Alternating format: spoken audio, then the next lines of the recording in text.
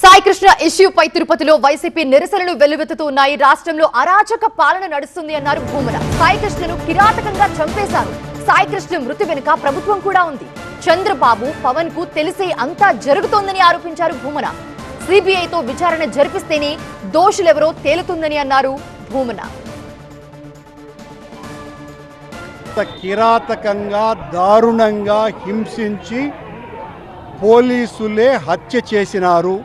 దీని వెనుక కేవలం ఒక్క నాగరాజు అనే సిఐ మాత్రమే లేడు. దీని చాలామంది పోలీసు పెద్ద అధికారులు కూడా దీని వెనుక ఉన్నారు.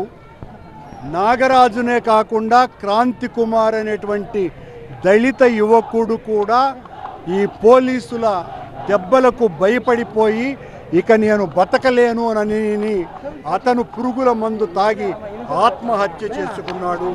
గంగమ్మ అనేటువంటి దళిత మహిళను కిరాతకంగా అనంతపురంలో చంపేసినారు.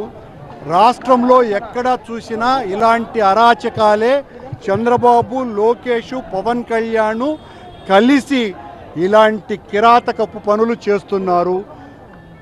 దీని మీద న్యాయం జరగాలి అని అంటే, అసలైనటువంటి దోషులకు శిక్ష పడాలి అంటే సిబిఐ చేత ఎంక్వైరీ చేయించినప్పుడే, అది విచారణ జరిగినప్పుడే అసలు దోషులు బయటికి వస్తారు. కానీ ఈ ప్రభుత్వం సాయికృష్ణ వాళ్ళమ్మతో లాలూచి పడిపోయి ఏదో పెద్ద ఘనకార్యం చేసినట్టుగా చెప్పుకుంటోంది. సాయికృష్ణ అమ్మకు సంబంధించిన వ్యవహారమే కాదు ఇది. ఈ రాష్ట్రంలో శాంతి భద్రతలు పూర్తిగా క్షీణించిన దానికి సంబంధించినటువంటి అంశం. దీని మీద ఇంత కిరాతకంగా చంపేసినటువంటి సంఘటనల మీద సిబిఐ చేత విచారణ